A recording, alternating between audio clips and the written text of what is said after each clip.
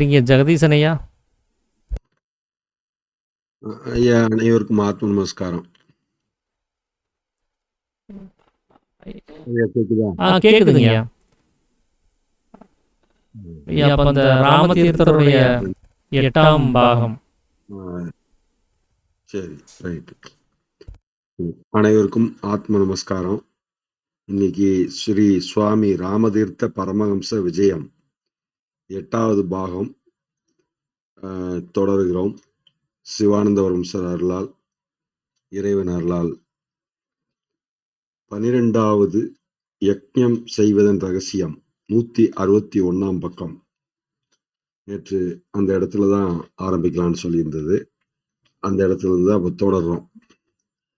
அதாவது பழைய கால வழக்கப்படி அப்படின்னு சொல்லியிருந்தோம். அதுல இருந்து ஆரம்பிக்கிறோம். பழைய கால வழக்கப்படி யக்ஞம் செய்யும் முறைகளை கிளப்பிவிட்டு தேச ஐக்கியத்தை உண்டு பண்ணலாமா என்று புஷ்கர ராமனை என்னை கேட்டார்கள். அப்போது ராமன் வசித்த இடம் பிரம்மாவுக்கு சிறந்த பெரிய யக்ஞ பூமியாக இருக்கும் பரத கண்டமே. இவ்விதம் எப்போதே கேட்ட இதற்கு ராமன் பதில் மொழிகள் பின்வருமாறு. இமாச்சலத்தில் செழித்தோங்கி வளர்கின்ற மரங்களுக்கு எனது உஷ்ணத்தையும் ஒளியையும் கொடுத்து விட்டேன். அது ஹிமாச்சலத்தில் செழித்தோங்கி வளர்கின்ற மரங்களுக்கு எனது உஷ்ணத்தையும் ஒளியையும் கொடுத்து விட்டேன். அதை கொண்டே நீங்களும் திருப்தியடைந்து வளர வேண்டும். உங்களுக்கு மறுபடியும் அவ்விதம் மேன்மையையும் சக்தியையும் கொடுக்க மாட்டேன் என்று பம்பாயிலுள்ள மாமரங்களிடம் சூரிய பகவான் கூறினால், இந்த மாமரங்கள் செழித்தோங்கி விருத்தியாகா. தோட்டத்தில் உள்ள ஆப்பிள் பழ மரங்களின் மேல் வீசும் சூரிய உஷ்ணத்தை கொண்டு தடாகத்தில் வளரும் அல்லி மலர்கள் புஷ்பித்து விடுமோ? இதே மாதிரி புத்த பகவான், இயேசு கிறிஸ்து, முகமது நபி முதலியவர்களிடம் தோன்றிய ஞானத்தை கொண்டு ஷேக்ஸ்பியர், நியூட்டன், ஸ்பென்சர் முதலியவர்கள் வசிக்க முடியாது. ஆதலால் நாமும் நமது தற்கால விஷயங்களையெல்லாம் நமது முயற்சியை கொண்டே தீர்மானித்து விட வேண்டும். முற்காலத்தில் விளங்கிய நமது மிக மேலான மதிப்புக்குரிய முனிவர்கள், மகரிஷிகள் முதலானவருடைய திருஷ்டியினால் பார்த்தல் நமக்கு ஒளியை தராது. நாமே அறிவு பெற்று பார்க்க வேண்டும் என்பது கருத்தும். ஒவ்வொரு சுமிருதியாகிய சட்டமும் பின்வருமாறு கூறிக்கொண்டு நிற்கிறது. நேற்று நாம் அப்படி இப்படி ஒப்புக்கொண்டோம். இந்த விதி இப்போது எப்படி இருக்கிறது? எவ்வாறு அனுபவத்தில் தெரிகிறது? ஒவ்வொரு ஸ்தாபனமும் அவ்வக்காலத்தில் ஏற்பட்ட நாணயங்களுக்கு சமம். நமது பிரதிமையை அதில் பதிப்பிக்கிறோம். சீக்கிரமே அது அழிந்து தேய்ந்து போகிறது. சீக்கிரமே அது நாணய சாலைக்கு திரும்பிவிட வேண்டும். பொருள் நிலைகளை உண்டாக்கியும் அழித்தும் மறுபடியும் உண்டாக்கியும் இப்படி தொழில் நடத்துவதில் பிரகிருதியானது சந்தோஷம் கொள்கிறது. ஜீவநாடி ஓடிக்கொண்டிருக்கிறது என்பதற்கு அடையாளமே இடைவிடாத மாறும் தன்மைதான். தமது பிற்கால வாழ்க்கையை பின்னே தள்ளுகின்றவர்கள் மிகவும் பரிதபிக்கத்தக்கவர்கள். அவர்கள் வேலையெல்லாம் முன்னே இருக்க பின் நோக்குவதிலேயே திருஷ்டியை செலுத்துவது ஏனோ? நான் கூறப்போகும் விஷயங்களுக்கெல்லாம் கீதையிலிருந்தும் மனுஸ்மிருதியிலிருந்தும் பல ஆதாரங்கள் காட்ட முடியும். ஆனால் காரணமாகவே ஜாக்கிரதையாக அவ்விதம் ஆதாரம் காட்டுவதை விலக்கிவிட்டேன். ஏனெனில் இதற்கு எதிர்க்கட்சிக்கும் ஆதாரம் காட்ட பிரயத்தனம் செய்து பாதை நின்றும் விலகி வார்த்தைகளாகிய காய்ந்த எலும்புகளை கடிக்க பிரயத்தனம் செய்வார்கள். மேலும் அப்படி செய்தல் தவறான முறையில் கல்வி பழக்கம் ஏற்படுமாறு செய்துவிட உதவி செய்து பாவத்தை தரும். தவறான முறை எதுவென்றால், விஷய வாசனையை உள்ளபடியே செய்வதற்கு பதிலாக புஸ்தக கல்வியையே பிரதானமாக விளங்கச் செய்யும் மகா புருஷரான சங்கரர் செய்த பெரிய பிழை இதுதான். அவர் தமது ஒளியை புதருக்குள் ஒளித்துக் கொண்டார். சுயமான அனுபவமே சிறந்த பிரமாணமாக இருக்க, அவரது சுய அனுபவத்தில் விளங்கிய உண்மைகளுக்கெல்லாம் ஆதாரம் காட்ட வேண்டி பழைய நூல்களை ஏன் கசக்க வேண்டும்? இவ்விதம் ஏன் காலத்தை வீணாக்க வேண்டும்? பிறகு வந்த மற்றவர்களும் அதே வார்த்தைகளை பிடித்துக் கொண்டு அதே நூல்களிலிருந்து தமக்கு வேண்டிய பொருள்களை கிரகித்து வந்தார்கள். இவ்வித காரியங்கள் நல்லெண்ணத்துடன் செய்யப்பட்டாலும் உண்மையின் மார்க்கம் தடைப்படுமே என்று வேகம் கொள்ள மாட்டாது. இந்தியாவின் தற்கால துக்கங்களுக்கெல்லாம் காரணம் இயற்கை அமைப்பை திருப்பி வைத்ததுதான். பழைய புத்தகங்கள் என்ற சாயைகளுக்கு அடிமையாக ஜீவனையே அமைத்துக் கொண்டதுதான். சுருதி என்ற சிறந்த தாயின் அவஸ்தையை பாருங்கள். ஒரு புத்திரன் அழகிய மயிரை பற்றி ஒரு புறம் இழுக்க, மற்றொரு புத்திரன் வேறொரு புறம் இழுக்க, மூன்றாம் அவன் மயிரை கெட்டியாக பற்றி மறுபடியும் வேறொரு பக்கம் இழுக்க, இப்படியே இழுத்து கொண்டு நிற்கிறார்கள். ஒவ்வொருவரும் தாம் கூற வேண்டியதையெல்லாம் சுருதியின் பெயராலேயே கூறிவிடுகிறார்கள்.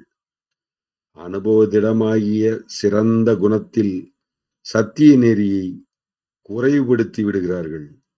பூர்வகால இந்தியாவில் விளங்கிய முனிவர்களே, மகரிஷிகளே, இப்படியா காலம் மாறிவிட்டது? உங்களது குலத்தில் உதித்த புத்திரர்கள் தங்களுக்கு தேவையான காரியங்களை பூர்த்தி செய்து கொள்ள பழைய விதிகளையா தேடுவது? வழக்கத்திலிராத பாஷையின் இலக்கணத்தையா அனுஷ்டிப்பது? அருமை தோழர்களே, விதிகளும் ஸ்தாபனங்களும் மனிதனுக்காக ஏற்பட்டவை. மனிதன் அவைகளுக்காக ஏற்பட்டவன் அல்லன். சரியான பாஷ்யங்களை கொண்டு பிற்காலத்தையும் முற்காலத்தையும் பிணைத்து பின்னலாம் என்று சிலர் கூறுகிறார்கள். எவ்வளவு அழகிய யோசனை! எவ்வளவு நயமாக கூறப்படுகிறது! பழைய உடைகளில் ஏற்கனவே ஏராளமான தையல்களும் ஒட்டுகளும் கிடையாதோ? உண்மை அல்லது சத்தியம் விளங்குவதற்கு சாதகமும் உதவியும் வேண்டுமோ? உலகம் முழுமையும் சூரியனை ஒளியை சுற்றி செல்லட்டும். சூரியன் உலகை சுற்ற வேண்டாம். நூதனமாக கண்டுபிடிக்கப்பட்ட பிரகிருதியின் ரகசியங்களை எல்லாம் கிறிஸ்தவ வேதங்களை போன்ற மத சம்பந்தமான புஸ்தகங்களின் பாஷ்யம் என்று கூறலாமோ? இப்படி செய்து முற்காலத்தையும் பிற்காலத்தையும் இணைக்க முடியுமோ? கடவுளிடமிருந்து கிடைக்கப்பெற்ற பூர்வ காலத்து கிரந்தங்கள் அப்படியே இயற்கையில் விளங்க வேண்டும். கடவுளை தகுந்த அளவு நம்பிவிடலாம். இப்பொருள் கொண்ட வாசகங்களை கூறிவிட்டு உலகமானது ஒரு பிழையிலிருந்து மற்றொரு பிழைக்கு போய்க்கொண்டே ஆயிரக்கணக்கான வருஷங்கள் காத்திருக்குமாறு விடமாட்டார். அவரது பொருளை விளக்க வேண்டியதற்காக பாஷ்யக்காரர்களும் தாமே பட்சபாதம் இல்லாத நீதிபதிகள் என்று கூறிக்கொள்ளும் மதாச்சாரியர்களும் வருகிற வரையில் உலகம் காத்திருக்க விடமாட்டார். இதற்காக நியாய விரோதமாக தொழில் செய்யும் வக்கீல்கள் தேவையில்லை. அதிகாரத்தால் உண்மையை நிலைநாட்டி விட முடியுமா? சூரியனை கண்டுபிடிக்க விளக்கொளி வேண்டுமோ? இயேசு கிறிஸ்து, முகமது நபி, புத்தன், வேதங்கள் இவர்கள் எல்லாம் வந்து சாட்சியான போதிலும் அதற்காக ஒரு கணக்கின் ஒழுங்கு அதிக பலம் பெற்றுவிடுமோ? பௌதீக சம்பந்தமான ரசாயன உண்மைகளை ஆராய்ந்து பார்க்கும் சக்தியால் அறிகிறோம். அவற்றினிடம் நம்பிக்கை வைத்துக் கொள்ளுங்கள் என்று மூளையை கனப்படுத்துவது பாவம் அல்லவா? சென்ற காலத்திலும் தற்பொழுதிலும் வருங்காலத்திலும் ஒரே மாதிரி இருக்கும் இயல்புடையது என்று உண்மையின் தத்துவம் கூறப்படுகின்றது. இந்த உண்மையை ஒரு காலத்தில் ஏற்படும் விஷயத்தோடு கலந்து விட வேண்டாம். உண்மை அல்லது சத்தியம் தானே விளங்க வேண்டும். ஆனால் ஒரு காலத்தில் சம்பந்தப்படும் விசேஷத்தை ஆதாரத்தால் நம்பலாம். வேதாந்தத்திற்கு ருஜுவும் நியாயவாதமும் தேவையாகுமோ? அதை சரியானபடி கூறுவதே போதுமான ருஜுவாகும். அழகு என்ற குணத்திற்கு வசீகர சக்தி வெளியிலிருந்தா புகுந்துவிடும். அதற்கு சிபாரிசு வேண்டுமோ? மோகத்தை எழுப்பி வசீகரம் செய்யத்தக்க பாடல்களை பாடுதல், தமோகுண தூக்கத்தையே விருத்தி செய்யக்கூடிய இனிய தாலாட்டுகளை பாடுதல், பாமர ஜனங்களுக்கு எது ருஜுவென்று கண்டு கிளறிக் கொண்டிருத்தல், அந்தகார நிலையை சிறந்தென்று புகழ்தல் ஆகிய இவ்வித காரியங்களால் நம்மை சுற்றி ஏராளமான கூட்டம் பின்தொடரச் செய்வது என்பது மிக கடினமான காரியமல்ல. ஆனால் சத்தியம் ஒன்றே உண்மையானது. மற்றபடி சலித்தும் சலியாமலும் இருக்கும் சராசரங்களின் ரூபங்களெல்லாம் சத்தியமல்ல. இவ்வித அசத்திய பொருள்களுக்காக, தோற்றங்களுக்காக சத்தியத்தையே தியாகம் செய்து விடுவது துக்ககரமாவது. எப்படியாவது சத்தியம் தெரிந்து விளங்கட்டும். சத்தியமாகிய சூரியனுக்கு எப்படி உதயமாக வேண்டும் என்று தெரியும். அது சுபாவத்துடன் சலித்துக் கொண்டும் இடித்துக் கொண்டும் உலுக்கிக் கொண்டும் செல்லட்டும். வெடிகுண்டுகளாகிய கீதத்தால் நீண்டகால தூக்கத்தை எழுப்பட்டும். நானே சத்திய பொருள். ரூபமாகிய சரீரத்தை உயர்த்துவதற்காக நான் என்னை ஆத்மாவை கொலை செய்து கொள்வேனோ? இனி யக்ஞம் என்பதை பற்றி கூறுவோம். பலவித நிலைமைகளினின்றும் தனித்தனியாகவும் ஒரு சார்பில் இல்லாமலும் தர்க்கம் செய்து ஆராய்வோம். யக்ஞம் செய்வதில் சாதாரணமாக அறியப்படுகிறபடி ஆகுதி செய்தல் மிகவும் முக்கியமானதென்பது எவருக்கும் தெரியும். தற்காலம் யாகங்களை தாங்கி பேசுகிறவர்கள் கூறுகிறபடி சாதாரண கட்சி என்னவெனில், ஆகுதி செய்தால் ஆகாயம் சுத்தமாகிறது, மனதிற்கு இனிய வாசனை வீசுகிறது என்கிறார்கள். இது பொருத்தமானதல்ல. மூக்கிற்கு இனிமையை தரும் வாசனைகளும் மற்ற போதை சரக்குகளை போன்றவைகளே. தேகக்கூற்றை கெடுக்கும் அம்சங்கள் தற்காலத்திற்கு ஊக்கத்தை கிளப்பிவிட்டு மறுபடியும் காரியம் செய்ய ஊக்கத்தை குறைத்துவிடும். சுறுசுறுப்பை தரும் உணவுகளெல்லாம் பிற்காலத்தில் நம்மிடம் உபயோகமாகும் சக்திகளை எல்லாம் வட்டிக்கு வட்டியாக சேர்த்து ஒருங்கே எடுத்துக்கொண்டு திரும்பவும் இந்த கடன்களை கொடுப்பதில்லை. முற்காலங்களில் இந்தியாவில் காடுகள் மிகுதியாகவும் மனித வர்க்கம் குறைவுமாகவிருந்தன. அப்போது கிருதம் ஆகுதி செய்து எரிக்கப்பட்டால் கரியமல வாயு முதலியன உற்பத்தியாகி மரஞ்செடிகளுக்கு வாயு மூலமாக உணவாகும். இக்காலங்களில் நிலைமை தலைகீழாக்கப்பட்டிருக்கிறது. காடுகளே இல்லை என்று கூறலாம். ஜன நெருக்கமே அதிகமாக இருக்கின்றது. அதனால் அளவுக்கு மிஞ்சிய கரியமல வாயு மண்டலத்தில் நிறைந்திருக்கிறது. அதனாலேயே ஜனங்கள் சோம்பித் திரிகின்றார்கள். இந்தியாவிற்கு தற்காலம் தேவையாயிருப்பது பிராணவாயுவே அன்றி கரியமல வாயு அன்று. ஆகுதி செய்வதால் வாயு மண்டலம் எப்படி மாற்றப்படுகிறது என்றால், ஜனங்களுக்கு உணவுப் பொருள்களால் என்ன நிலைமை உண்டாகிறதோ அதே மாதிரிதான்.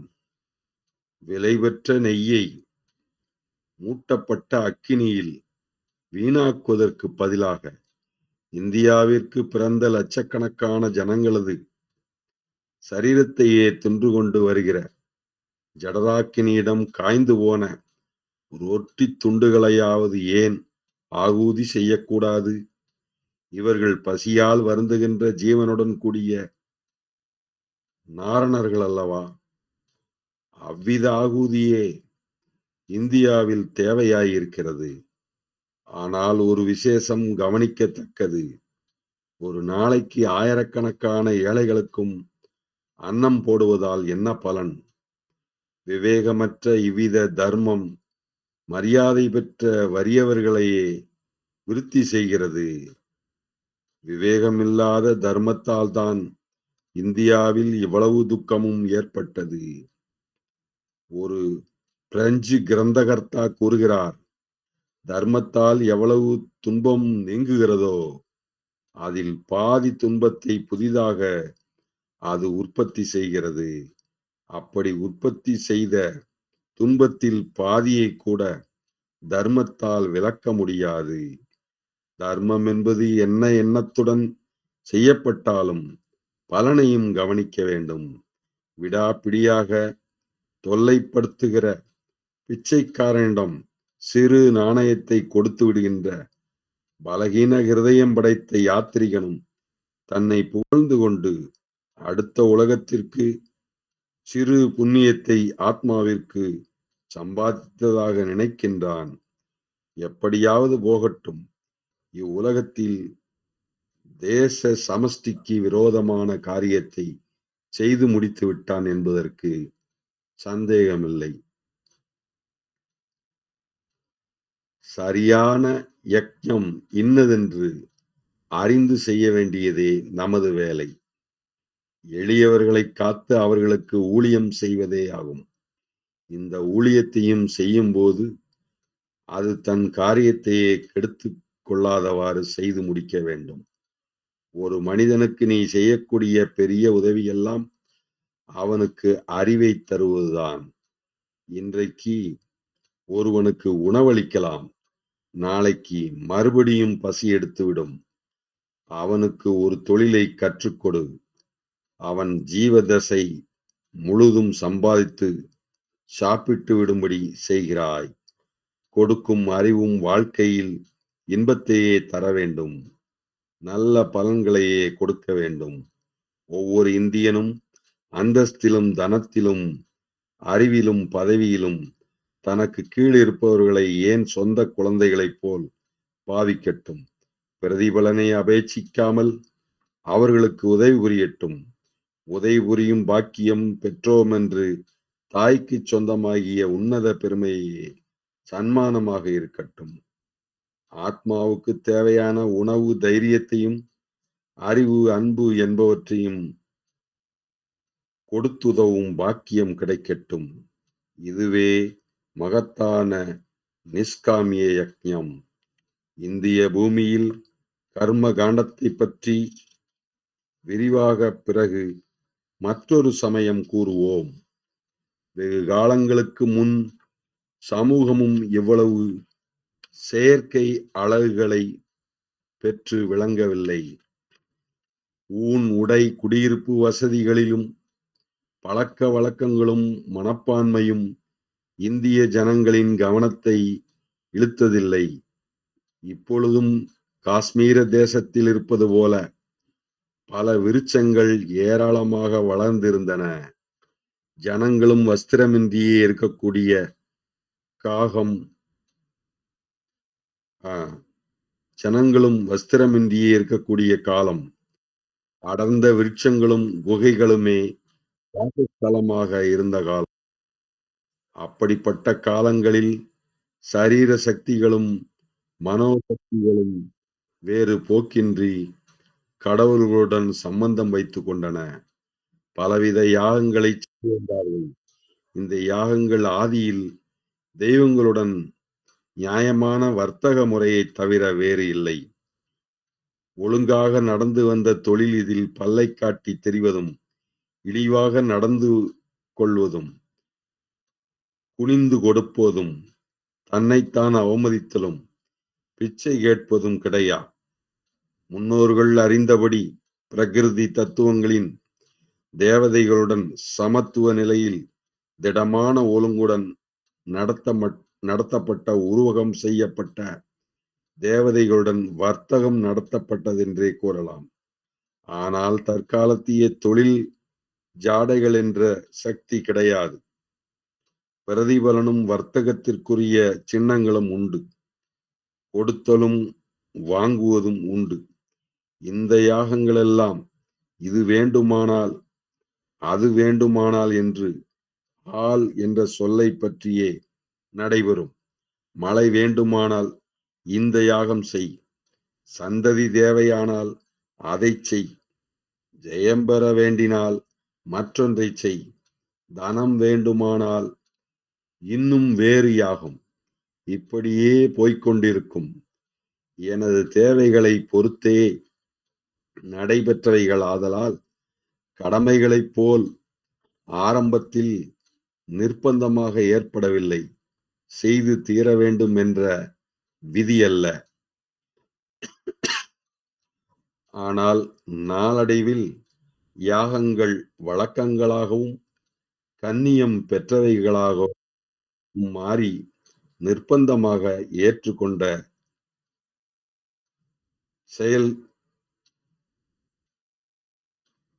செயல்களாகிவிட்டன.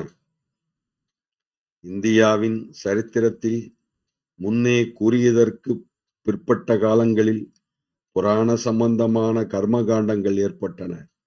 மகாபாரத யுத்தத்திற்கு பிறகு முழு மாறுதல்கள் ஏற்பட்டன. தேச சமூகமே மத சம்பந்தமாகவும் ராஜ்ய சம்பந்தமாகவும் மேற்பட்ட கிளர்ச்சிகள் நிரம்பி முழுமையும் நிலைமாறி போயிற்று. பூர்வீக கால தேவதைகளிடம் காட்டப்பட்ட உணர்ச்சிகளும் மாறலாயின. சரீர சம்பந்தமான தேவைகள் அதிகரித்தன.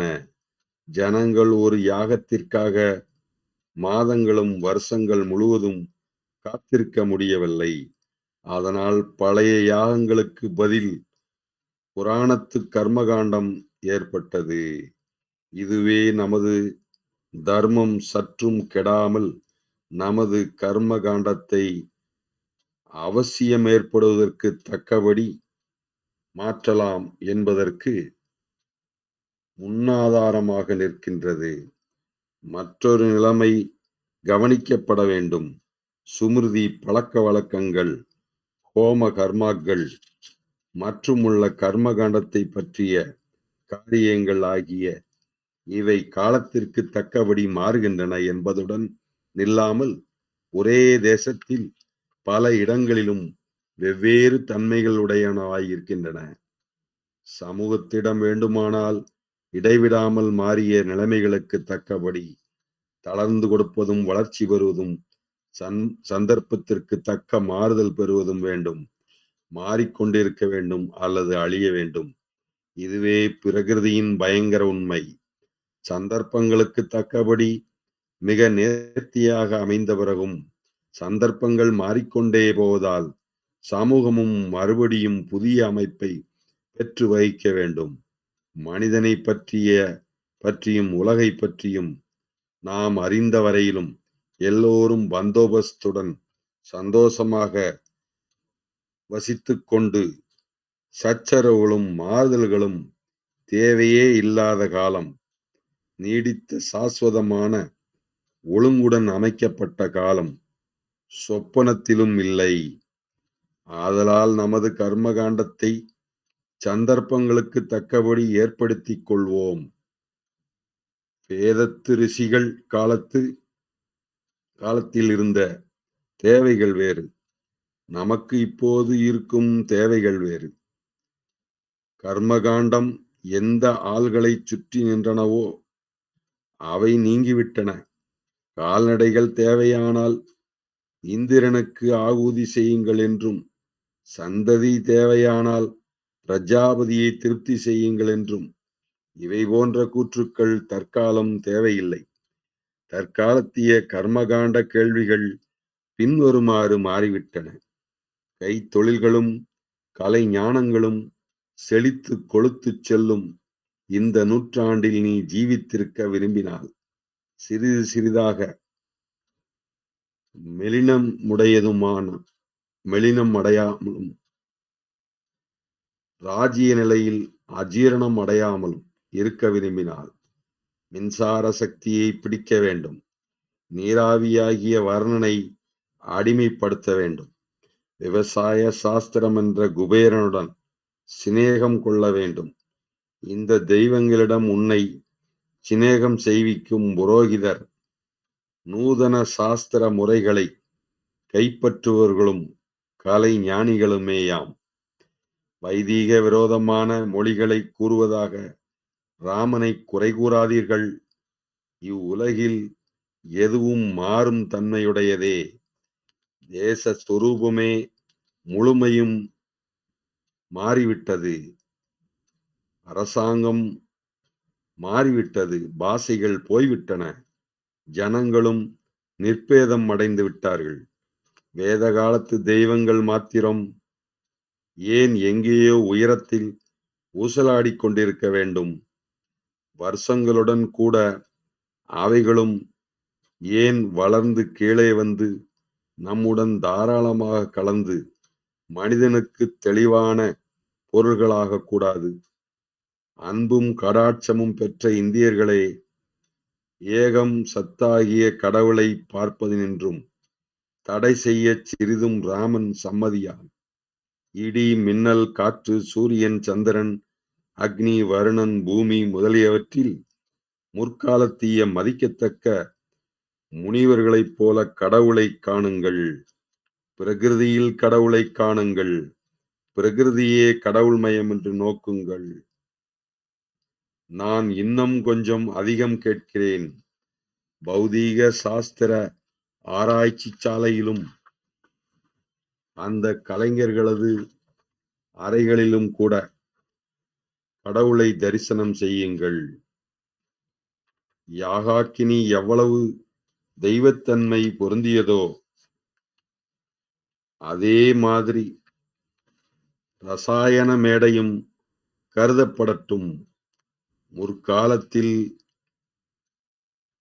யாகாக்கினியையும் ஹோமாக்கினியையும் உங்களால் இப்போது உற்பத்தி செய்ய முடியாது. ஆனால் அக்காலத்தில் அன்பு, மரியாதை, சிரத்தையுடன் கூடிய பக்தி என்ற இவற்றை தற்காலம் உண்டாக்க முடியும். அவற்றை உற்பத்தி செய்ய வேண்டும். தற்காலத்திய கர்மாக்களில் அவற்றை நீங்கள் உற்பத்தி செய்து வர வேண்டியது அவசியமாக கர்மாவாகும்.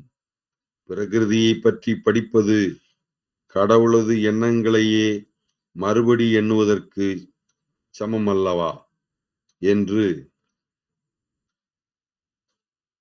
அகாசிஸ் கேட்கிறார். உங்கள் வேலைகளிலெல்லாம் தெய்வத்தன்மையும் பரிசுத்த குணமும் சுவாசம் போல விளங்கட்டும். தேவதைகளை ஆராதிக்கும் ஹோம அக்னியை என்னால் வளர்க்க முடியாது. கொல்லனது உலையை அவ்வளவு தெய்வத்தன்மையுடன் விளங்குமாறு செய்வேன். ராமனது திருஷ்டியை பொறுத்த விஷயமே சகலமும் குடியானவனது களையெடுக்கும் கருவியே. இந்தியாவை செலுத்தும் ரதமாக கருதுவேன். உண்மையான யக்ஞத்தை பற்றிய இரகசியமே இவ்விதம் கடவுள் என்ற திருஷ்டியை வளர்ப்பதுதான். தற்காலத்திய தேசிய நிலையை அறியாத நீங்கள் உங்கள் பிற்கால வாழ்க்கையாகிய ஜீவனை அறியாதவராவீர்கள். ஜீவாத்ம சொரூபம் அறியாதபடி அப்படிப்பட்ட நாஸ்திகர்கள் ஆகிவிடாதீர்கள்.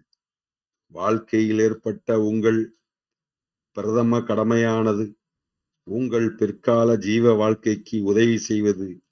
உங்கள் பிற்கால ஜீவனாகிய மனிதன் இருக்க வேண்டிய நிலைமைக்கு இப்போது நீங்கள் எவ்வாறு வசிக்க வேண்டுமோ அப்படியே வசியுங்கள். அப்போதுதான் மனித நிலைமை உத்தமமாய் இருக்குமாறு வசியுங்கள். 50 வருஷங்களுக்கு பிறகு ஏற்படும் நிலைமையானது உங்கள் தற்காலத்து வாழ்க்கையை கண்டு வெட்கம் கொள்ளாமல் இருக்கட்டும். இந்தியாவில் பிற்காலத்தில் பிறக்கும் குழந்தைகளிடம் விளங்கும் உங்கள் ஜீவன் அழிந்து போகாதபடி ஜீவதசையை நடத்துங்கள். வைதீகம் பாராட்டும் இந்துக்களே, உங்கள் மனசாட்சியை தெளிவு செய்யுங்கள். உங்களுக்கு 2 வித கர்மாக்கள் எஜமானர்களாக இருக்க வேண்டியதில்லை. உங்களுக்கு உண்மையில் தேவையாயிருக்கின்ற உடுப்பின் பேரில் பருவத்திற்கு உதவாமல் இருக்கும் தகாத உடுப்புக்களை, உங்கள் முன்னோர்கள் கொடுத்த உடுப்புக்களை முற்காலத்திய ஞாபகார்த்தமாக உங்களுக்கு தந்த பொக்கிஷம் என்பதற்காக மாத்திரம் சேர்த்து கொள்ள வேண்டாம். ஒருவனுடைய முக்கிய காரியத்தை கைவிட்டு மார்க்கத்திற்கு நெடுந்தூரத்தில் இருக்கும் ஒரு குறிப்பிட்ட வேலையை செய்ய முன்வரும் குற்றத்தால் தான் மனிதர்களும் தேச சமூகங்களும் சக்தி இழந்து வறுமை பிணிக்கு ஆளாகின்றார்கள். காரியவாதியாயிருப்பவன் சிறிய கடமைகளை எல்லாம் வேண்டாம் என்று ஒதுக்கி விடுகிறான். யக்ஞம் என்பது தேவர்களின் பிரீதிக்காக ஆகூதி செய்வதேயாகும். தேவன் என்பதற்கு வேதாங்க பொருள் என்ன? வேத பொருளும் பல சமயங்களில் எது? ஒளியும் ஜீவ இயக்கமும் தருகின்ற சக்தியே. தேவர்கள் என்ற பன்மையினால் அறியப்படுவது எவையெனில் தெய்வ சக்தியின் பலவித ஆவிர்பவங்கள் வெளியுலகில் காணப்படும் சக்திகளாகவோ அல்லது தனக்குள் காணப்படும் இந்திரிய கருவிகளாகவோ விளக்கும். தேவதை என்ற பதம் ஒரு சக்தியின் சமஷ்டியை குறிக்கின்றது. ஆதி ஆத்மீகம் என்பதற்கு எதிரடையாக ஆதி தெய்வீகம் என்றும் பதம் வழங்கப்படுவதை பாருங்கள். சக்ஷு என்பது தனி மனிதரது பார்வையை குறிக்கும். பார்வை என்ற இந்திரிய தேவதை சமஷ்டியில் அடங்கிய எல்லோருடைய பார்வையும் அல்லது ஆதித்யன் என்பது இதுதான் சூரியனால் குறிப்பாக தெரிவிக்கப்படுவது. சூரியன் பூமிக்கு கண்ணாடி இருக்கிறதல்லவா? ஸ்பரிச இந்திரியம் என்பது தனி மனிதரது கையில் உள்ள சக்தி எனலாம். ஆனால் இதன் தேவதையோ சமஷ்டியின் கைகளை எல்லாம் இயக்குவிப்பது.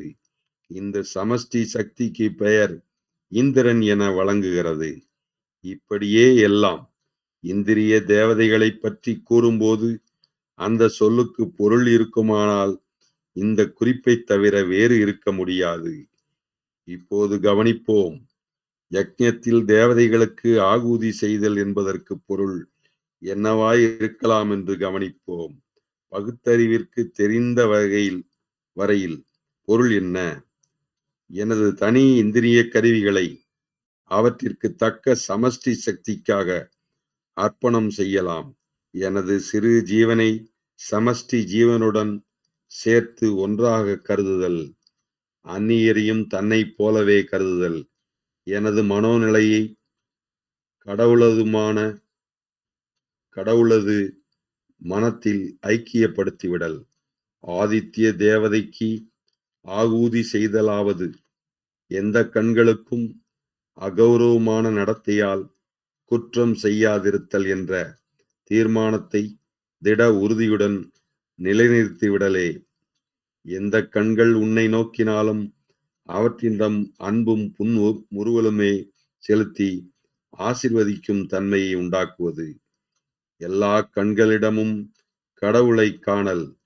இதுவே ஆதித்ய தேவதைக்கு பிரதியாம். இந்திரனுக்கு ஆகூதி செய்தல் என்றால் இவ்வுலகில் உள்ள கைகளுக்கெல்லாம் ஊழியம் செய்தலாம். ஒவ்வொரு கையும் உணவை சரியானபடி உட்கொள்வதால் ஜீவிக்கின்றது. கைகளில் உள்ள தசைகள்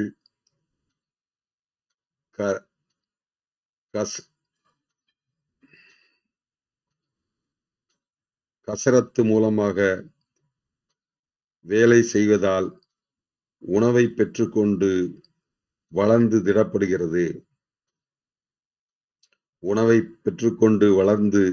திடப்படுகிறது.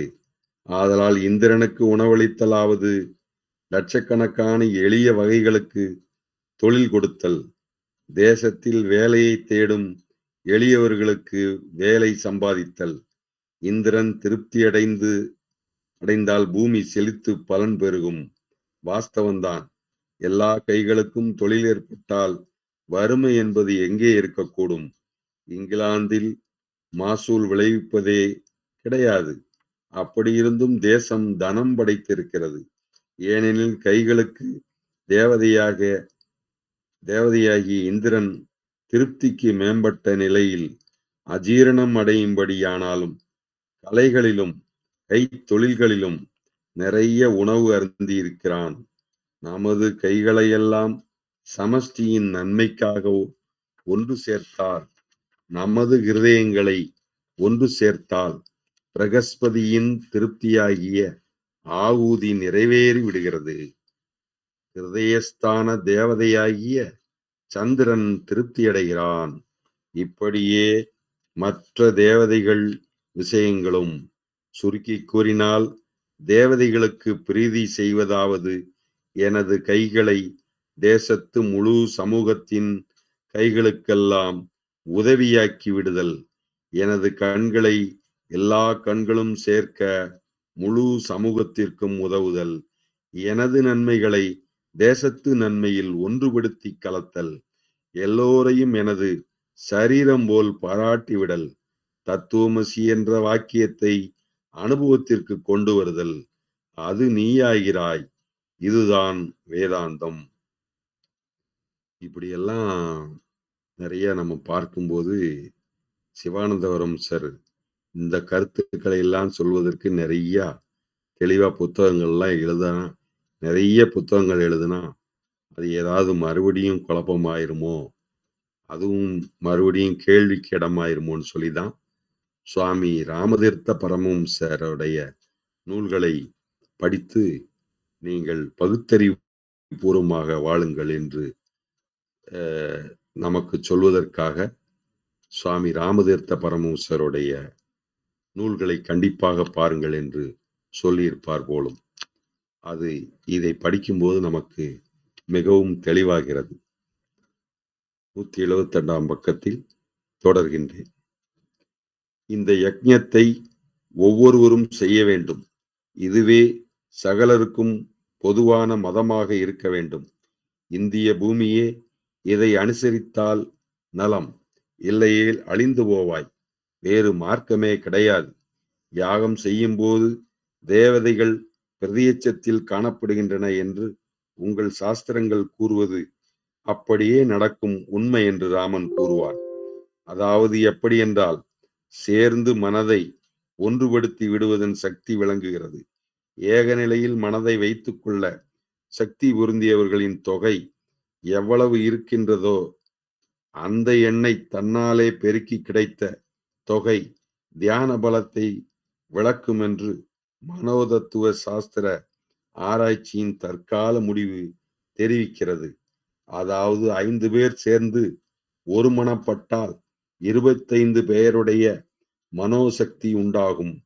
8 பேர் சேர்ந்தால் 8ஐ 8ஆல் பெருக்கி கிடைத்த 64 பேர்களின் பலம் கிடைக்கின்றது.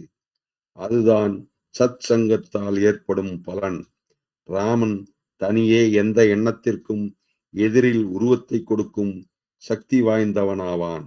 ஆதலால் நூற்றுக்கணக்காகவும் ஆயிரக்கணக்காகவும் ஜனங்கள் ஒன்றிணைப்பட்டு சிந்தையை செலுத்த முடிந்தால், ஒரே சுலோகத்தை கானம் செய்தாரானால், ஒரே உருவத்தை நினைக்க வல்லவர்களானால் எவ்வளவு திறமாக உருக்கொடுக்கலாம். இவற்றாலெல்லாம் தெரிவதென்ன? உண்மையான ஆத்மனாகிய நீ, சமஷ்டி சக்தியாகிய நீ, எல்லா தெய்வங்களையும் தேவதைகளையும் சிருஷ்டி செய்யும் பிதாவாகிறாய். இந்த தேவதைகளும் தெய்வங்களும் உனது சொந்த மனோபாவனைகளின் உருவகம், தோற்றம் மாத்திரமாக இருக்கும். மாயா சம்பந்தமான பொய்யாகிய உங்களது கட்டுப்பட்ட அகம் என்பதை நடத்தி ஆளுகின்றன. உங்கள் கதியை அல்லது நிலைமையை நீங்களே செய்கின்ற கர்த்தாவாக இருக்கிறீர்கள். பயத்திலும் ஆபாசத்திலுமே அழுந்தி போய் உபயோகமற்ற அடிமையாக தங்க விரும்பாமலும் இரு. அல்லது உனது பிறப்பிலேயே உனக்கு உரித்தாயிருக்கிற பெருமை என்ற கிரீடம் தரித்து கொள்ள பிரியமானால் தரிக்கலாம். உன் இஷ்டம் போல நடந்து கொள். உனக்கு தகுந்தபடி செய்து கொண்டு வசிப்பாயாக. மற்றொரு விசேஷம், மனோதத்துவ நிலையில் ஒரு கொள்கை அல்லது எண்ணத்தை உள்ளபடியே உறுதி செய்வதற்காக தகுந்த சின்னங்களும் அடையாளங்களும் அபூர்வமாக உதவி செய்து விடும் என்று ராமன் அறிவான். தன்னையே யோக நிலையில் அர்ப்பணம் செய்து நிற்கும் மனிதன் தன் கைகளையே சமஷ்டியின் கைகளுடன் ஐக்கியப்படுத்தி நிற்பது போன்ற நிலையில் மனம் முழுவதும் பக்தி நிறைந்த சரீரம் முழுமையும் இந்த பரிசுத்த தீர்மானத்தால் நடுக்கமடைந்திருக்கையில், தானும் வெளித்தோற்றத்திற்கு அக்னியில் ஆகூதி செய்து தனது சிறிய ஜீவனை சமஷ்டி சக்திக்கு அர்ப்பணம் செய்ததன் அடையாளம் என பாவித்து தன் அந்த கரணத்தில் இருக்கும் உறுதி விளங்க மந்திரங்கள் சொல்லிக்கொண்டே உரத்த குரலில் ஸ்வாஹா என்று முடித்தானானால், ஆகா, பரிசுத்த குணம் பொருந்திய தஸ்தாவேஜில் எவ்வளவு பக்தி நிறைந்த முத்திரையாக விளங்காது. தெய்வீக சின்னங்கள் முத்திரை போல விளங்குமே. ஆனால் என் செய்வது பாவம்? தஸ்தாவேஜி எழுதப்படாமலே எல்லாம் முத்திரைமயமாகவே நின்றுவிட்டால் அந்த பரிகசிக்கத்தக்க நிலையிலிருந்து என்ன எதிர்பார்க்கிறாய்? எண்ணம் அல்லது மனோபாவனை இன்றி பொருளில்லாத உருவமாகிய அடையாளத்தை மாத்திரம் பலவந்தம் செய்தால் உயிர் நீங்க பெற்ற உடல் போல விளங்கும். பிணத்தை உடனே எரித்துவிடு. அதை காப்பாற்றாதே. அது அபாயத்தை விளைவித்து அழித்துவிடும். ஜீவனது புது உருவத்தனை கவனியுங்கள்.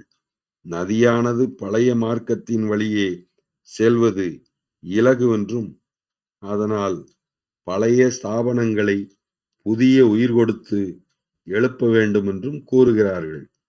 ராமனுக்கு இது சரியான மார்க்க அல்ல என்று தோன்றுகிறது. ஒரு தரம் கைவிட்ட மார்க்கத்தில் பழையபடி எந்த நதி பாய்ந்திருக்கிறது என்று கூறுங்கள். அல்லது ஒரு உயிர் பிரிந்து போன உடலில் புது உயிர் புகுந்திருக்கும் உதாரணமாவது உண்டா? கரும்பின் சாற்றை பிழிந்த பிறகு மறுபடியும் அந்த சக்கையில் சாற்றை ஏற்ற முடியுமா? பொருள்களும் உறுப்புகளும் தன் உருவங்களையும் சம்பந்தங்களையும் மாற்றிக்கொள்கின்றன. ஒரு தடவை மாற்றிய பிறகு அவை திரும்பவும் அந்த உருவத்தை ஏற்றுக்கொள்வது கிடையாது. நாம் ஞானாக்கினியில் ஆகூதி செய்வோம். இக்காலங்களுக்கு தக்க உருவங்களில் உண்மையான யக்ஞ சக்தியை உண்டாக்குவோம். தேசாபிமானம் என்றால் சிலருக்கு சென்ற காலத்தை பற்றிய நசித்து போன பெருமை பற்றி தியானம் செய்வது என்றே பொருள். நத்தைகள் போல் முன்பு குடியிருந்த வீட்டையே புது இடங்களுக்கும் தூக்கிச் செல்லுதல். வறுமையில் முழுகிப்போன தனவந்தர்கள் காலாவதியை போன லெட்ஜர் புத்தகங்களை புரட்டுவதும் இப்போது பலனற்று போன கடன் புத்தகங்களை ஆராய்ந்து பார்த்தலும் இந்தியா அப்படி இருந்தது என்று நினைத்து காலத்தை போக்காதீர்கள். உங்கள் சக்தி அளவற்றது. அதை எழுப்புங்கள், உணர்ச்சி கொள்ளுங்கள், உணருங்கள். இந்தியாவானது இனி ஆகிவிடும், பெருமையுடையதாகிவிடும்.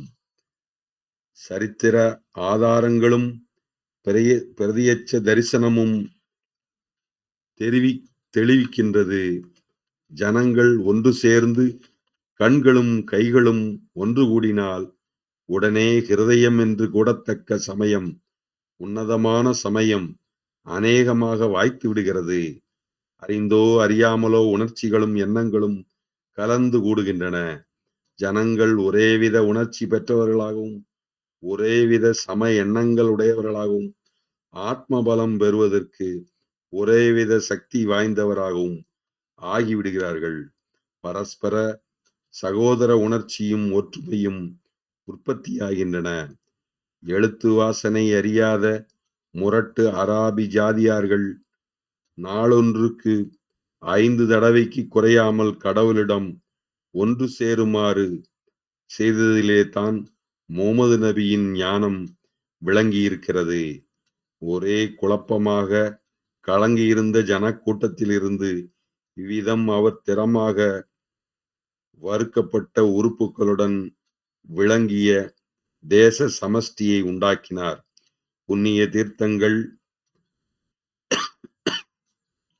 மீலாக்கள், மந்திரங்கள், நீதி ஸ்தலங்கள், கல்யாணம், மானம் முதலிய சம்பவங்கள், சபைகள், சமாஜங்கள், கூட்டங்கள், காங்கிரஸ் முதலிய இடங்களே இந்தியாவில் ஜனங்களை சேகரம் செய்யும் இடங்களாம். மேநாடுகளில் சர்ச்சுக்களும் ஹோட்டல்களும் பொருட்காட்சி சாலைகளும் சர்வகலாசாலைகளும் பொது உபன்யாச மேடைகளும் மற்றுள்ளனவும் ஜனங்களை கூடும்படி செய்கின்றன. இவற்றிலெல்லாம் முக்கியம் சாந்தமான ஆத்ம நிலை எந்த கூட்டங்களில் விளங்குகின்றனவோ அந்த கூட்டங்களில் தான் அன்பு என்ற புண்ணிய தீர்த்தம் புனிதமாக்கி ஐக்கியத்தை பலப்படுத்துகிறது. நிலையான ஐக்கியம் என்பது ஹிருதயங்கள் கூடுமிடங்களில் தான் உற்பத்தியாகிறது. சரீரங்கள் மாத்திரம் கூடுவதால் எந்த சிறந்த பலனும் உண்டாவதில்லை என்பதோடு பல சமயங்களிலும் பொறாமை முதலிய குணங்களையும் உற்பத்தி செய்திருக்கிறது. மேல் போக்கில் மாத்திரம் ஒற்றுமையை பலவந்தம் செய்ய வேண்டிய அவசியமே இல்லை. ஹிருதயம் கலவாத சிநேகம் தீமையைத்தான் விளைவித்து விடுகிறது. கால்களால் நடந்து நெருங்குவதனால் இரு மனமும் நெருங்கிவிட முடியாது.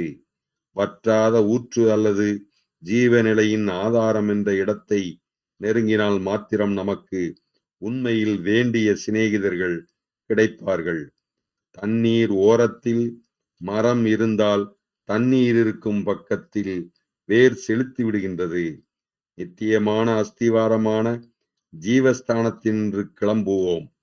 பல மரங்கள் நமது திக்கு நோக்கி வேர்விட காண்போம். சத்தியம் என்ற ஊற்றுக்கண்களுக்கு அருகில் நிற்க வேண்டும். சூரியனை சுற்றி பல கிரகங்களும் பல வகைப்பட்ட தூரத்தில் நிற்கின்றபடியால் தான் ஒரு யந்திரம் போல் இயங்குகின்ற உண்மையை உடைத்தாயிருக்கின்றன. சில சிநேகிதர்களை அளவுக்கு மீறி சமீபத்தில் கொண்டு வந்தாலும் அல்லது எட்டி ஓட்டிவிட்டாலும் அவர்களுடன் நம்மால் வேலை செய்ய முடியாது. ஆத்ம சம்பந்தப்பட்ட வரையில் தக்கபடி ஸ்தானங்கள் ஏற்படுத்தி கொண்டால் மாத்திரம் சிநேகிதர்களிடம் நித்தியமான அன்புடன் கூடிய ஐக்கியம் ஏற்படும். பல சமயங்களில் ஜனங்கள் மிக சமீபத்தில் நெருங்குவதாலோ அல்லது வெகு தூரத்தில் சென்று விடுவதாலோ தம் பிழையினால் கஷ்டப்பட்டு விட்டு எவரிடத்தும் அவநம்பிக்கையும் அதிருப்தியும் கொண்டவர்களாகிறார்கள். ஜனங்களிடமிருந்து சரியான தூரங்களில் நிற்பதால் அன்பு, சமரசம், ஐக்கியம் என்றவற்றை கெடாமல் காப்பாற்றலாம். ஜனங்களின் எல்லா வகுப்பினரும் ஒன்று கூடுமாறு வசதியுடன் கூடிய தேசிய உற்சவங்கள் விருத்தி செய்யப்பட வேண்டும். ஆத்மீக சேர்க்கையால் ஜனங்கள் தம் இருதயங்கள் ஒன்று கூட செய்யத்தக்கபடி வசதிகள் வேண்டும். ஜனங்கள் எப்படி எவ்வளவு தூரம் நெருங்கலாமோ அவ்வளவு வரையில் சுபாவமாக நிற்கும்படி சாதகங்கள் வேண்டும். மழை காலங்களில் தென்னிந்தியாவில் சீதோஷ்ணம் சௌகரியமாய் இருக்கும் ஆதலால் அங்கு கூடலாம். கோடைக்காலம் வடக்கே உள்ள மலை பிரதேசங்களின் அழகிய இடங்களில் கூடலாம். வங்காளத்தில் வசந்த காலத்திலும் மற்றொரு பாவம் மேற்கு இந்தியாவிலும் உற்சவங்கள் நடத்தலாம். இந்த உற்சவங்களில் வகுப்புவாரி பகுதிகளையும் பல மத பிரிவுகளையும் தாண்டியபடி மேலான தேசிய உணர்ச்சி கொண்டு விளங்கப்பெற வேண்டும். எல்லா வகுப்பினரும் அடங்கிய பிரதிநிதிகள் இக்காரியங்களை நடத்த வேண்டும். கலை ஞானங்களும் கைத்தொழில்களும் பல வகை சாப்புகளும் அடங்கிய பொருட்காட்சி சாலைகள், புத்தகாலயங்கள், பௌதீக சாஸ்திர ஆராய்ச்சி சாலைகள், விளையாட்டு பூமிகள், உபன்யாச மேடைகள், சமூக உணர்ச்சி பாவச் செய்யும் கூட்டங்கள், கான்ஃபரன்ஸுகளும் காங்கிரஸ் கூடாரங்களும் ஜாதி பேதமின்றி தேசிய நாடக சாலைகள் முதலியவைகள் சேர்க்கப்பட்டு பல மாகாணங்களிலிருந்தும் பல ஜாதியினரும் மதஸ்தரும் கூட்டம் கூட வேண்டும். வாழ்க்கையில் உற்சாகத்தை உண்டாக்கும் வேலைகளும் உபயோகமுள்ள காரியங்களும் அங்கே இடம் காணல் வேண்டும். முற்காலத்தில் விளங்கியது போல சகோதர சகோதரிகளும் மனைவியுடன் புருஷனும் தாராளமாக நடந்து விளையாடட்டும். தாய்மார்களை புத்திரர்கள் அழைத்துச் செல்லட்டும். ஏற்கனவே பம்பாய் மாகாணத்தில் இவ்விதம் இருக்கின்றது. எல்லா வகுப்பினரும் பேசத்தக்க பொது மேடையும் வேண்டியது அவசியம். அன்பு என்ற கம்பீரத்தன்மையுடன் பல வகுப்பினரும் மதஸ்தரும் விளங்கத்தக்க இடம் வேண்டும். தேசிய நூல்களை விருத்தி செய்வதும் உண்டாக்குவதும் அதிகப்படுத்துவதும் கூட தேவையே. வழக்கத்தில் இருக்கும் சுதேச பாஷைகளிடம் ஒற்றுமை சுபாவத்தை உண்டாக்குவதும் தேசிய பலம் திடப்படும் காரியமாகும். பல இடங்களிலும் ஓம் மந்திரங்கள் கட்டப்பட்டு பல மதஸ்தர்களும் கூடுமாறு செய்ய வேண்டும். அவர்களிடம் அழைத்து படிக்கவும் தியானம் செய்யவும் மௌனமாக பிரார்த்திக்கவும் செய்ய வேண்டும். ஒருவருக்கொருவர் பல மதஸ்தர்களும் பேச்சின்றி அனுதாபம், பிரியம், அன்பு என்ற குணங்களை காட்ட வேண்டும்.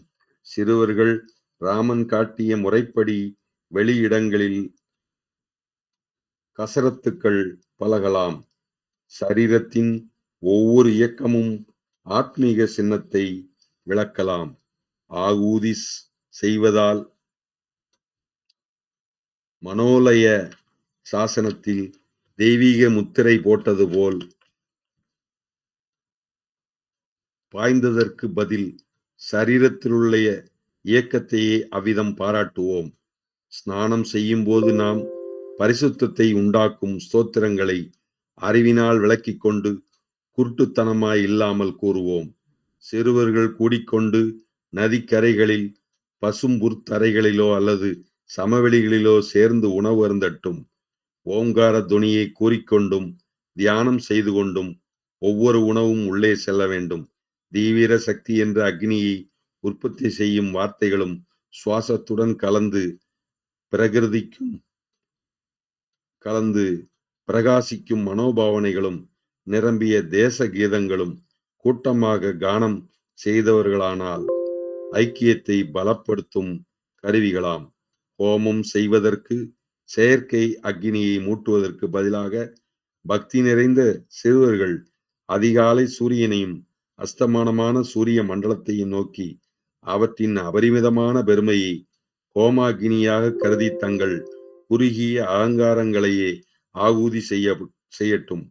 அந்த பெருமை என்ற சுடரில் முழுகி அகத்தினின்றும் தேஜோமயமாக அதனின்றும் தேஜோமயமாக கிளம்பி உலகம் முழுமையும் உங்கள் சுவர்ணமய பிரகாசத்தால் நிரம்பச் செய்துவிட முடியுமா? இது நீங்கள் செய்ய வேண்டிய ஆகுதி. நகர கீர்த்தனைகள் பாடிக்கொண்டு தெருக்களிலெல்லாம் பயமின்றி சத்திய நெறியை பறைசாற்றியபடியே பஜனை கூட்டங்கள் நடத்தினால் பாமர ஜனங்களிடமும் முக்கியமாக ஸ்திரீகளிடமும் குழந்தைகளிடமும் அன்பும் ஒற்றுமையும் பரவுமாறு செய்துவிடலாம். நேரம் 10:27 ஆகிறது. இது இன்னும் தொடர்கிறது. ஒரு தலைப்பில் முடிவதாக காணோம். இன்னும் பல பக்கங்கள் இதே தொடர்கிறது. அதனால் இன்று நேரமாவதால் 187 பக்கத்தில் ஒற்றுமையாக பரவுமாறு செய்துவிடலாமோடு நிறுத்தி கொண்டு நாளை தேசத்தில் ஐக்கியமுடையதாக செய்வதற்கு என்று 187 பக்கத்தில் தொடருவோம். 9வது பாகம் என்று சொல்லி 8ஆம் பாகத்தை இத்துடன் நிறைவு செய்து அமைகின்றேன். அனைவருக்கும் ஆத்ம நமஸ்காரம். ஓம். ஐயா ஆத்ம நமஸ்காரம் ஐயா. வேற ஏதாவது கேள்வி இருந்தா கேட்கலாம்.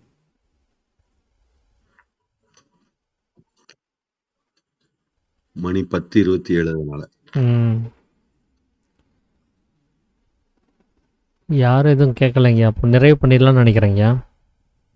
சரி, அனைவருக்கும் ஆத்ம நமஸ்காரங்க. அப்போ நாளைக்கு வந்து சித்தவேதத்தினுடைய 13வது அத்தியாயம் அதையும் இதனுடைய 9வது பாகத்தையும் நம்ம தொடர்ந்து கவனிப்போம். அனைவருக்கும் ஆத்ம நமஸ்காரங்க. அனைவருக்கும் ஆத்ம நமஸ்காரங்க. ஆத்ம நமஸ்காரம் ஐயா.